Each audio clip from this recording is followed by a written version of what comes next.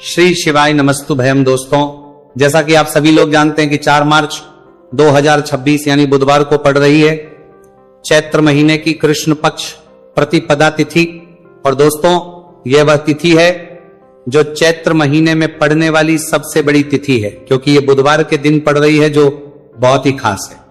और दोस्तों, आप सभी लोग जानते हो बुधवार तिथि का अगर सबसे बड़ा कोई उपाय है तो वह 5 गेहूं के दाने वाला उपाय है।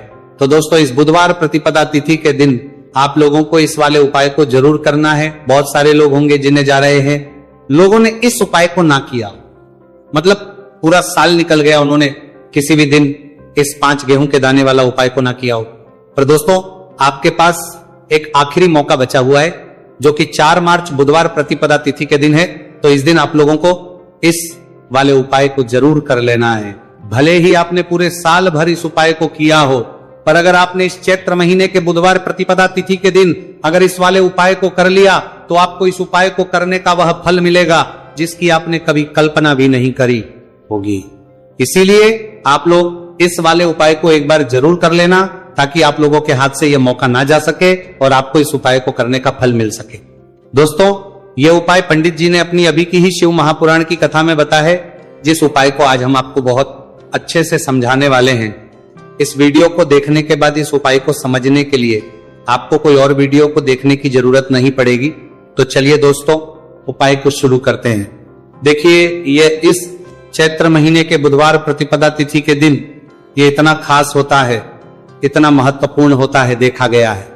कभी कभी बड़े बड़े पूजा पाठ अनुष्ठान से जो मनोकामना पूर्ण नहीं होते, वह चैत्र महीने के बुधवार प्रतिपदा तिथि के दिन एक छोटे से उपाय करने से ही आपकी मनोकामना पूर्ण हो जाती है। और बहुत सारे लोगों ने इस उपाय को किया भी है और उनको इस उपाय को करने का फल भी जरूर मिला है। अगर आप लोग भी इस उपाय को करना चाहते हैं तो आप इस उपाय को पहले अच्छे से समझ लेना, सुन लेना, उसके बाद करना, आपको इस उपाय का फल जरूर मिलेगा। और इस उपाय को कर लेने से आपके घर में चाहे किसी भी प्रकार दुहक और समस्या क्यों ना चल रही हो, आपको उसका कारण भी नहीं पता है कि भाई ये समस्या किस कारण से चल रही है, उसका कुछ भी कारण हो सकता है, जैसे पितृदोष हो सकता है या किसी भी तरह का मंगल दोष भी हो सकता है। तो इस दिन आप लोगों को ये वाला उपाय कर लेना है।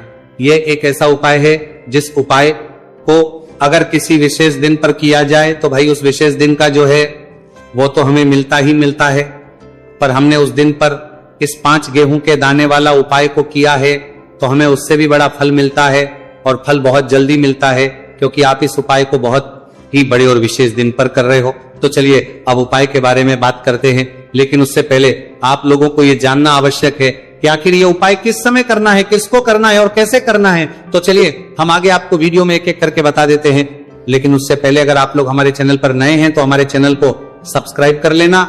इस वीडियो को लाइक करके कमेंट बॉक्स में श्री शिवाय नमस्तुभयम ओम नमः शिवाय जरूर टाइप कर देना। तो दोस्तों, इस 5 गेहूं के दाने वाला उपाय को हमें इस बुधवार प्रतिपदा तिथि के दिन कैसे करना है, किसको करना है, किस समय करना है और कहां पर करना है, ये सारे सवालों के जवाब आपको इस वीडियो में मिल जाएंगे। और जो ये वीडियो देखेगा भाई, उसको 5 गेहूं के दाने वाला उपाय जरूर करना चाहिए, क्योंकि इस दिन 5 गेहूं के दाने वाला उपाय जरूर करना चाहिए। गेहूं के दाने का भी ही बड़ा और विशेष महत्व होता है। और जब बात आ जाए 5 गेहूं के दाने की, तो यह सोने पर सुहागा वाली बात हो जाती है, और ये एक बहुत ही बड़ा उपाय हो जाता है इस बुधवार प्रतिपदा तिथि का। तो अब दोस्तों, इस 5 गेहूं के दाने वाला उपाय को आखिर करना किसको है, सबसे पहले हम लोग वो बात जान लेते हैं। तो देखो, घर की जो बड़ी माताएं बहनें होती हैं, उन माताओं बहनों में से कोई भी एक बड़ी माता बहन इस वाले उपाय को कर सकती है। और अगर आप चाहें तो अपने घर में से सभी सदस्यों को भी इस उपाय को करवा सकते हैं। अगर किसी व्यक्ति की खुद की कोई मनोकामना है, खुद की कोई दुख और परेशानी है जो कि वो अपने लिए ही करना चाहता है, इस वाले उपाय को तो वो खुद अपने लिए भी कर सकता है। बाकी अगर कोई घर में से ऐसा है जो कि अपने पूरे घर परिवार की सुख और शांति के लिए यह वाला उपाय करना चाहता है, तो भाई वो भी कर सकता है, उसमें भी कोई दिक्कत वाली बात नहीं है। कहने का मतलब यह है कि इस उपाय को हर एक सदस्य भी कर सकता है, और पूरे घर परिवार के सदस्य के लिए घर की बड़ी माताओं बहनों में से कोई एक माता बहन भी कर सकती है। माताएं बहनें अगर घर में उपस्थित ना हो या वो ये वाला उपाय ना कर पा रही हो, तो फिर घर का कोई बड़ा सदस्य भी इस 5 गेहूं के दाने वाला उपाय को कर सकता है, चाहे फिर वो पुरुष ही क्यों ना हो, उसमें कोई भी दिक्कत वाली बात नहीं है। उसके बाद में दोस्तों जो अगला प्रश्न निकल कर आता है वो ये इस उपाय को लेकर कि आखिर इस उपाय को हमें किस समय करना है, सुबह के समय करना है कि शाम के समय करना है। तो देखो इस वाले उपाय को आप लोग सुबह के समय भी कर सकते हो और शाम के समय प्रदोष काल में भी कर सकते हो। दोस्तों किस समय कर पा रहे करेगा हो। अब अगर आप पूछो कि भाई साहब सबसे उत्तम समय कौन सा रहेगा इस 5 गेहूं के दाने वाला उपाय को करने का, तो हम आपसे बस यही कहेंगे कि इस उपाय को आप सुबह के समय करेंगे तो ज्यादा बेहतर होगा। बाकी अगर के समय भी करेंगे तो भी अच्छा होगा, उसमें कोई भी दिक्कत वाली बात नहीं है। तो अब दोस्तों जो अगली सबसे बड़ी और महत्वपूर्ण बात आती है वो ये आती है कि सुबह अगर हम उपाय को करेंगे तो हमें कितने बजे से लेकर कितने बजे तक के बीच में करना है, और शाम के समय प्रदोष काल में करेंगे तो हमें कितने बजे से लेकर कितने बजे के बीच में करना है। सुबह जितनी जल्दी हो सके आप उपाय को करने की कोशिश करना।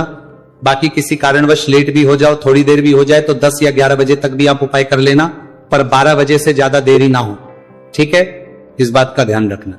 उसके बाद में दोस्तों अगर शाम के समय प्रदोष काल की बात करें, प्रदोष काल का जो समय है होता है वो शाम के 6 बजे से शुरू हो जाता है। मतलब शाम के 6 बजे से लेकर 7 बजे के बीच का जो समय होता है यह समय प्रदोष काल का समय होता है। इस उपाय को 7 या 8 बजे के बीच में भी कर सकते हो। मतलब शाम के 6 बजे से रात 8 बजे के बीच में आप कभी भी इस वाले उपाय को करते हो, उसमें कोई भी दिक्कत वाली बात नहीं है। परंतु बुधवार प्रतिपदा तिथि के दिन कोशिश करना कि समय के अंतर्गत ही कर लो। किसी कारणवश ना कर पाओ तो थोड़ा देरी से भी कर सकते हो, आपको उपाय का फल जरूर मिलेगा। देखिए गुरुदेव ने बताया है कि जो प्रत्येक महीने पंचमी की तिथि आती है वो हमारे जीवन से सारे संकटों को दूर करने के लिए बहुत ही खास होती है। तो देखिए आज के इस पूरे वीडियो में हम आपको गुरुदेव बताए गए 2 से 3 बहुत ही चमत्कारी उपाय बताने वाले हैं। ये तीनों ही उपाय आपके जीवन के सारे संकट और समस्याओं को समाप्त करने वाले हैं। तो चलिए दोस्तों जान लेते हैं गुरुदेव द्वारा बताए गए सबसे पहले चमत्कारिक और विशेष उपाय के बारे में। तो देखिए दोस्तों इस उपाय को करने के लिए सबसे पहले तो आपको मात्र 5 गेहूं के दाने लेने होंगे और इसी के साथ में आपको 1 लोटा जल लेना है। देखिए जल आपको तांबे के पात्र के अंदर लेना है और विशेषकर ये जो जल है आपको अपने घर से ही लेना है। अब देखिए दोस्तों इसी के साथ में आपको जो आपने 1 लोटा जल लिया है इसमें आपको मात्र 1 गुड़ का टुकड़ा भी मिलाना है। पूज्य गुरुदेव ने बताया है कि जब भी हम ये गुड़ का टुकड़ा इस पात्र के अंदर डालते हैं तो ये हमारे जीवन के कई प्रकार के दोषों को समाप्त करने के लिए होता है। देखिए ये जो जल है हमारे जीवन से वास्तु दोष, काल दोष और पितृदोष को समाप्त करने वाला है, तो इसीलिए आपको मात्र 1 गुड़ का टुकड़ा भी इस जल में मिलाना है। अब देखिए दोस्तों मात्र इन सभी सामग्रियों को सीधे लेकर के आपको पहुंचना है भगवान शिव के मंदिर में। केवल आपको एक विशेष बात का ध्यान रखना है कि आपने जो 5 गेहूं के दाने लिए हैं ये कहीं से भी टूटे हुए खंडित नहीं होने चाहिए। इस बात का आपको विशेषकर ध्यान रखना है। देखिए शिव मंदिर बचने के बाद सबसे पहले तो आपको अपना मुख उत्तर दिशा में कर लेना है तथा दक्षिण दिशा में आपको बैठ जाना है। लेकिन शिव मंदिर में यदि भीड़ अधिक है तो फिर आप किसी भी दिशा में बैठकर इस उपाय को कर सकते हैं। देखिए इस उपाय को करने के तक लिए सबसे पहले तो आपको एक कार्य करना है। आपके पास जो 5 गेहूं के दाने हैं इन्हें आपको अपने हाथ में लेना है और आपने जो ये गुड़ से युक्त जल तैयार किया था ये जल आपको इन गेहूं के दाने पर डालना है। यानी कि आपको ये जो गेहूं के दाने ही शिवलिंग पर गीले के ही अर्पित करने हैं, क्योंकि सूखी चीजें हम कभी भी शिवलिंग पर अर्पित नहीं करते हैं। अब देखिए दोस्तों आपको एक कार्य करना है। आपके पास 5 गेहूं के दाने हैं तो इनमें से आपको 4 गेहूं के दाने अलग कर लेने हैं और ये जो 4 गेहूं के दाने हैं इन्हें आपको एक साथ शिवलिंग पर जहां श्री गणेश जी का स्थान होता है यानी कि शिवलिंग के सीधी तरफ जहां पर गणेश जी विराजमान होते हैं वहां पर आपको 4 गेहूं के दाने अर्पित कर देने हैं और आपको श्री शिवाय नमस्तु भयम या फिर ओम नमः शिवाय इस मंत्र का कम से कम 11 बार जाप कर लेना है। देखिए आपको 4 गेहूं के दाने शिवलिंग के सीधी तरफ अर्पित कर देने हैं।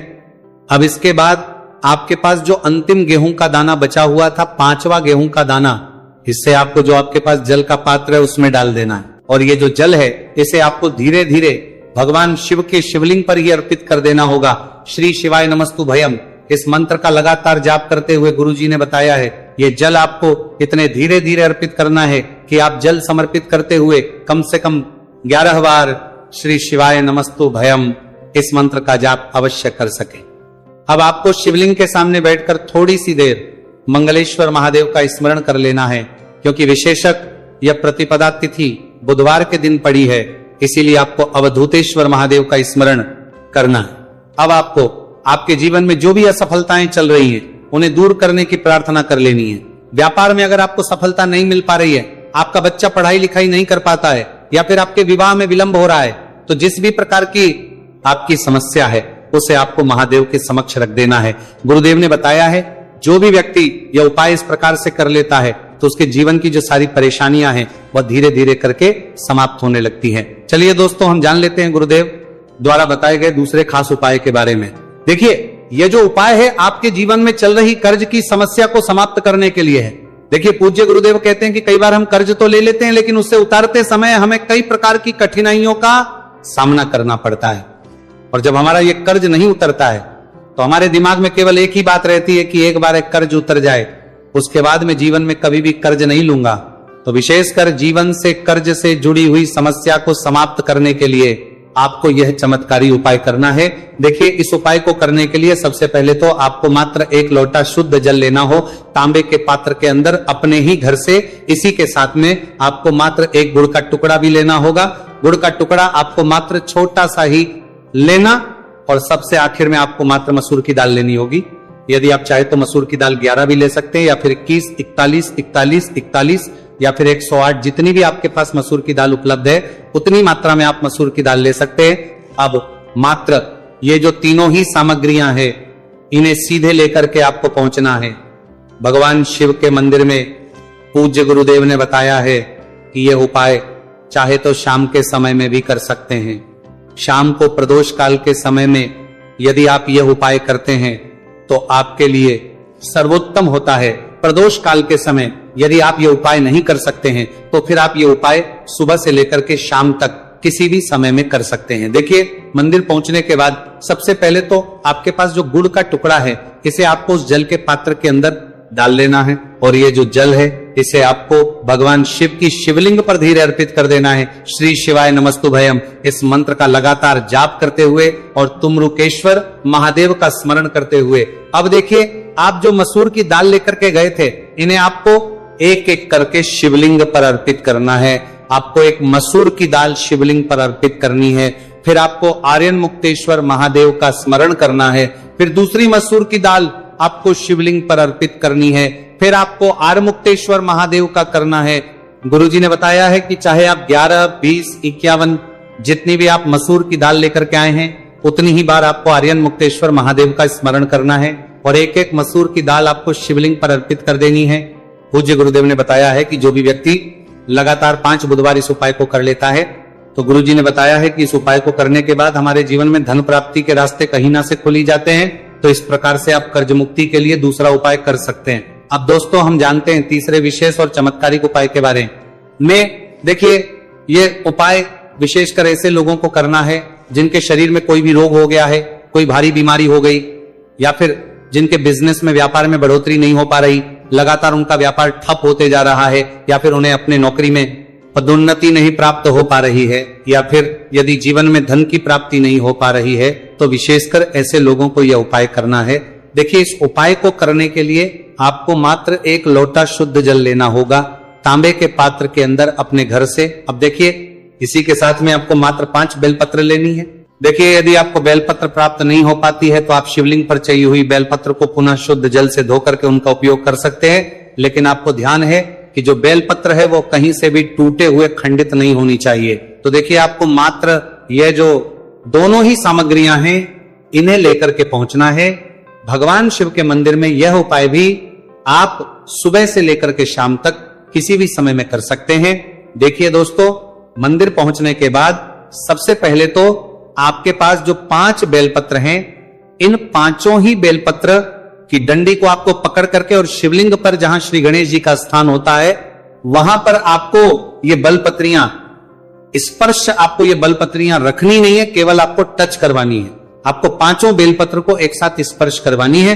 बेलपत्र को स्पर्श करते समय आपकी जो भी मनोकामना हो, चाहे आपको व्यापार, चाहे आपकी व्यापार से जुड़ी हुई कोई भी मनोकामना हो, या फिर आपकी नौकरी के लिए, या फिर आपकी अपनी किसी भी प्रकार की मनोकामना हो जिसके लिए आप ये उपाय कर रहे हैं, तो उस मनोकामना की पूर्ति के लिए आपको प्रार्थना कर ले हैं।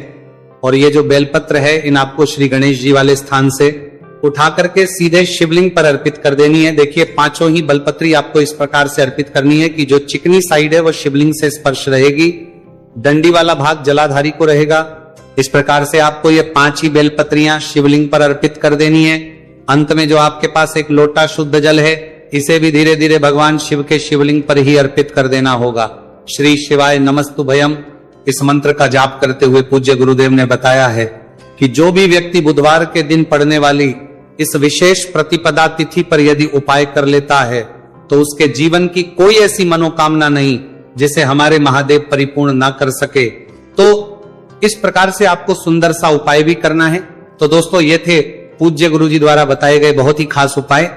अगर आपको जानकारी अच्छी लगी हो तो वीडियो लाइक करिएगा। मिलते हैं फिर एक नए वीडियो के साथ। श्री शिवाय नमस्तुभयम।